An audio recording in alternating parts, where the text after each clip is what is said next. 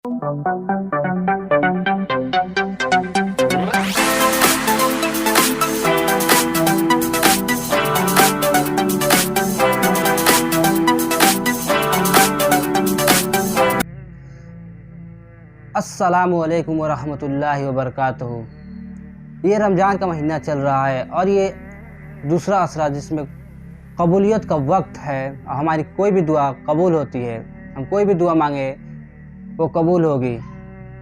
लेकिन जो ये रोज़े हैं, रोज़े रखना बहुत ही मुश्किल है,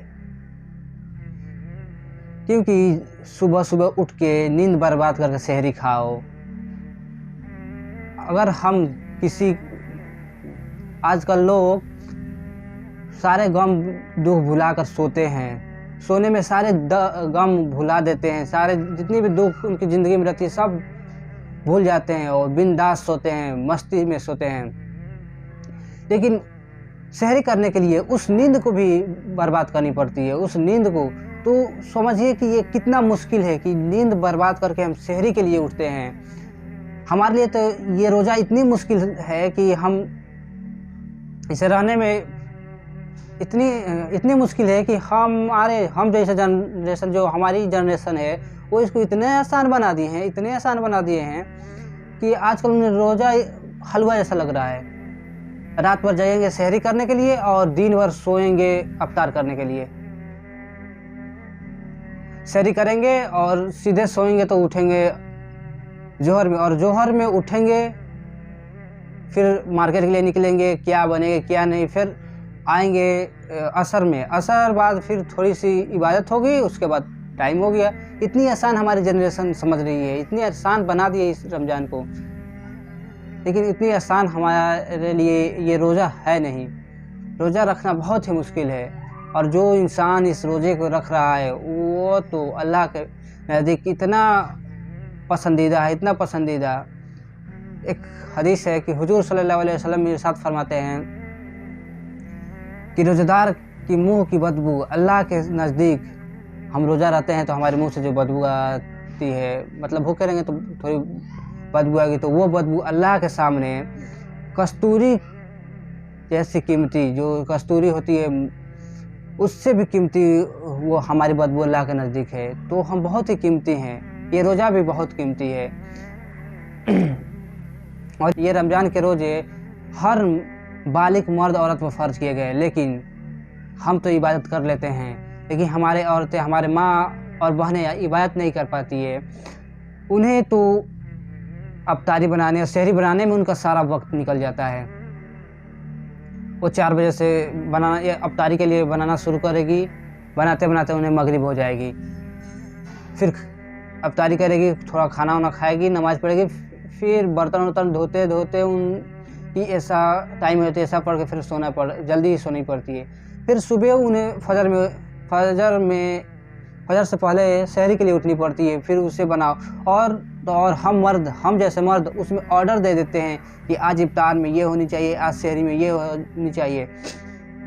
तो मैं उन मर्दों से कहना चाहूँगा कि एक तो उन्हें इबादत का टाइम नहीं मिलता और हम उसमें और फरमाइश डाल देते हैं, तो कृपया करके उन्हें जो बना रही है वो हम कर ले, क्योंकि उस वक्त जो हुजूर सल्लल्लाहु अलैहि वसल्लम रमज़ान खोलते थे तो खजूर से ही खोल लेते थे। ये भी बताया जाता है कि अगर रमज़ान के इफ्तार कर रहे हो तो 2 खजूर ही क्यों ना हो, उसी से इफ्तार कर लो। अगर खजूर नहीं है तो पानी से कर लो, क्योंकि पानी में सारे वो न्यूट्रिएंट्स होते हैं, सारे वो माल न्यूट्रिएंट्स पाए जाते हैं जो हमें चाहिए।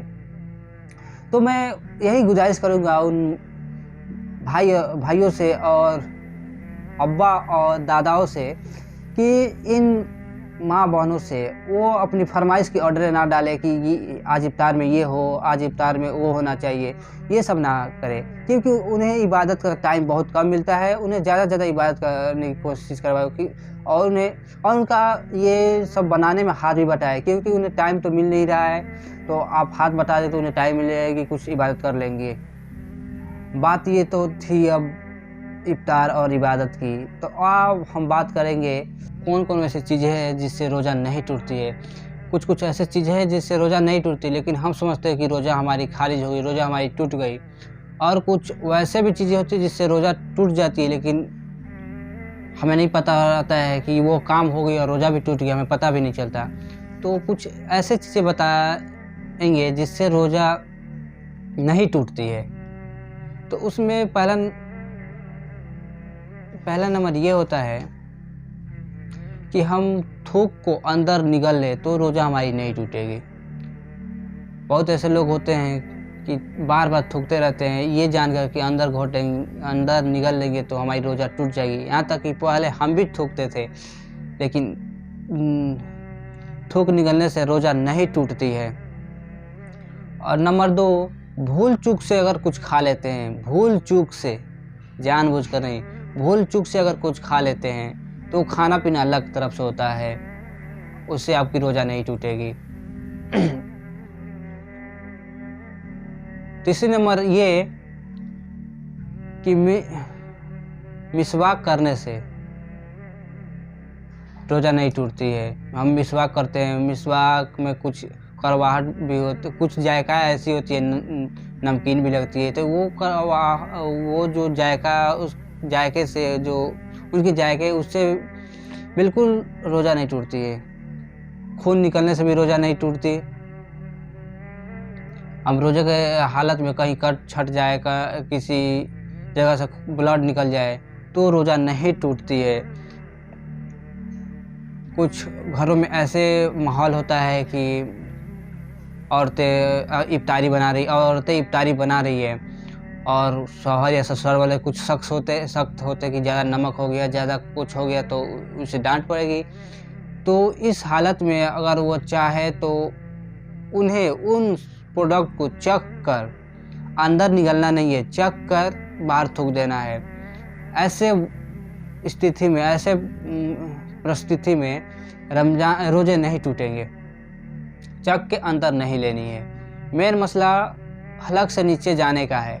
हलक से नीचे अगर कोई चीज़ चला गया तो हमारी रमजान के रोज़े टूट जाएंगे, हमारे रोज़े टूट जाएंगे।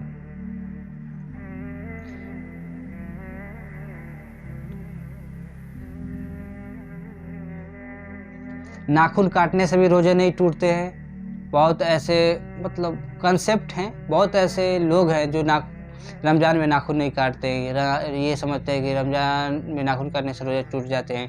तो रमज़ान में नहीं, रोज़े नहीं टूटते हैं नाखून काटने से।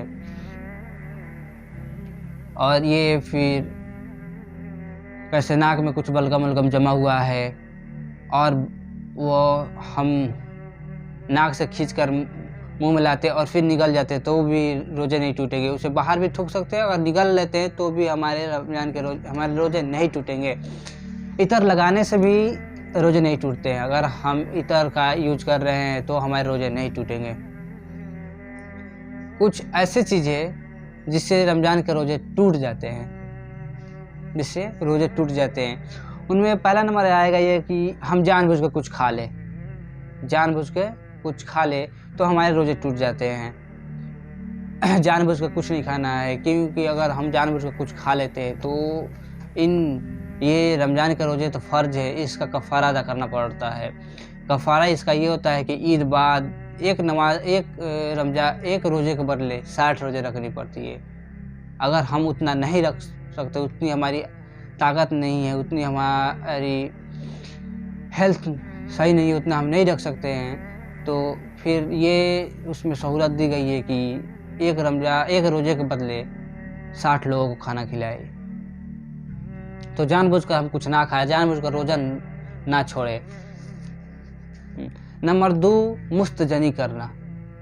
अगर हम रमज़ान के रोज़े के हालत में मुस्तजनी यानी हस्तमैथुन करते हैं, बहुत से नौजवान ऐसे हैं जो इस रमज़ान के महीने में भी कुछ ऐसी फिल्में देख लेते हैं जिससे उन्हें ये करने की ज़रूरत पड़े। तो अगर हम मुस्तजनी करते हैं तो हमारे रोज़े टूट जाएंगे।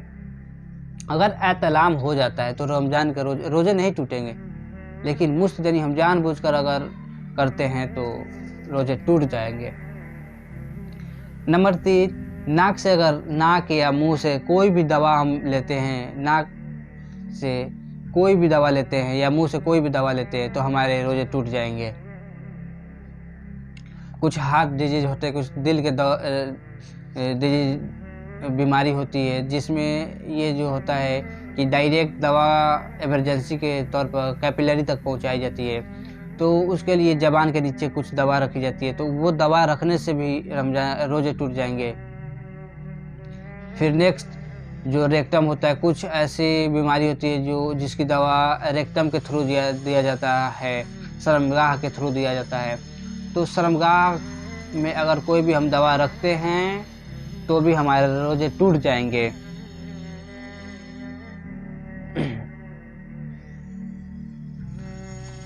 जानबूझकर उल्टी करना, बहुत ऐसे हमने कुछ देख लिया उल्टी आ गई, तो ऐसे इससे रोजे नहीं टूटेंगे।